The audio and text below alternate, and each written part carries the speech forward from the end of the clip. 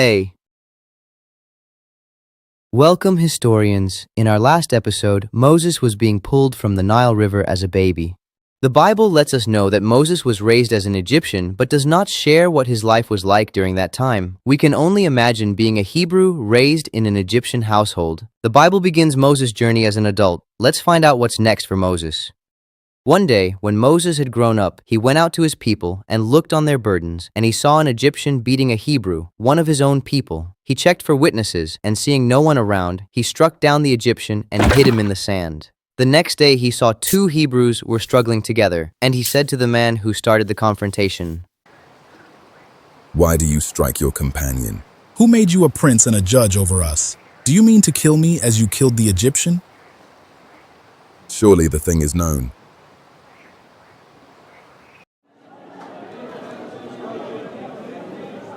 When Pharaoh heard of it, he sought to kill Moses, but Moses fled from Pharaoh and stayed in the land of Midian.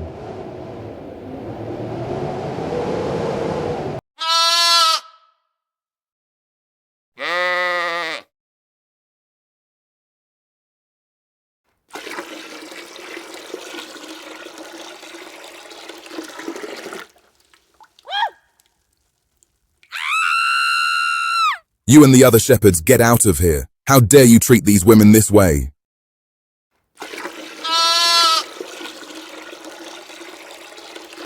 How is it that you have come home so soon today?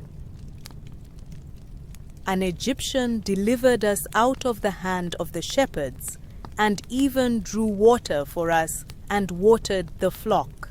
Then where is he? Why have you left the man? Call him, that he may eat bread.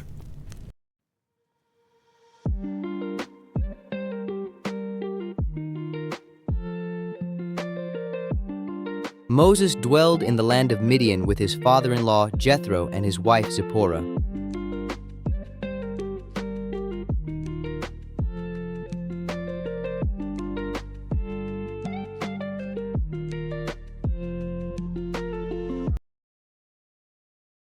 In the 40 years that Moses lived in Midian, the king of Egypt died, and the people of Israel groaned because of their slavery and cried out for help. Their cry for rescue from slavery came up to God, and God heard their groaning, and God remembered his covenant with Abraham, with Isaac, and with Jacob. God saw the people of Israel, and God knew.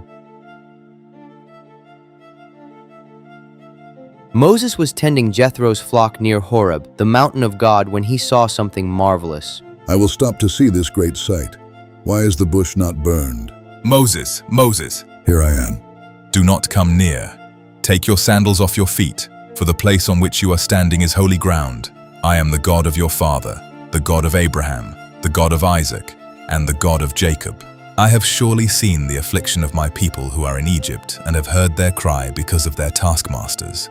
I know their sufferings, and I have come down to deliver them out of the hand of the Egyptians, and to bring them up out of that land to a good and broad land, a land flowing with milk and honey, to the place of the Canaanites, the Hittites, the Amorites, the Perizzites, the Hivites, and the Jebusites. And now, behold, the cry of the people of Israel has come to me, and I have also seen the oppression with which the Egyptians oppress them. Come, I will send you to Pharaoh that you may bring my people, the children of Israel, out of Egypt. Who am I that I should go to Pharaoh and bring the children of Israel out of Egypt? But I will be with you, and this shall be the sign for you, that I have sent you. When you have brought the people out of Egypt, you shall serve God on this mountain. If I come to the people of Israel and say to them, "The God of your fathers has sent me to you," and they ask me, "What is his name?" what shall I say to them? I am who I am. Say this to the people of Israel, I am has sent me to you. The Lord, the God of your fathers, the God of Abraham, the God of Isaac, and the God of Jacob, has sent me to you. This is my name forever, and thus I am to be remembered throughout all generations. Go and gather the elders of Israel together and say to them, The Lord, the God of your fathers, the God of Abraham, of Isaac, and of Jacob, has appeared to me, saying, I have observed you and what has been done to you in Egypt, and I promise that I will bring you up out of the affliction of Egypt to the land of Canaan, to a land flowing with milk and honey. And they will listen to your voice, and you and the elders of Israel shall go to the king of Egypt and say to him, The Lord, the God of the Hebrews, has met with us, And now, please let us go a 3 days' journey into the wilderness, that we may sacrifice to the Lord our God. But I know that the king of Egypt will not let you go unless compelled by a mighty hand. So I will stretch out my hand and strike Egypt with all the wonders that I will do in it. After that he will let you go.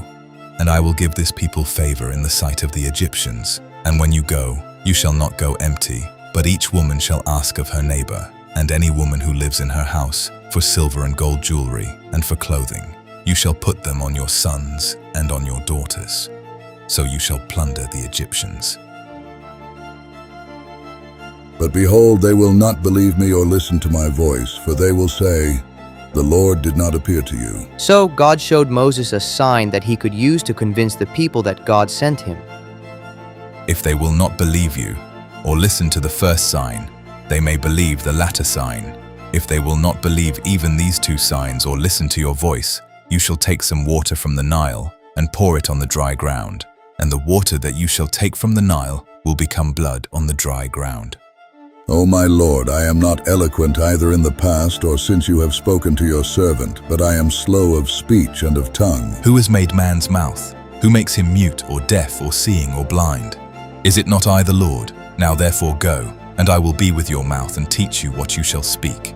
O my Lord, please send someone else. The Lord's anger was kindled at Moses, and so he gave him an alternative. Is there not Aaron, your brother, the Levite? I know that he can speak well.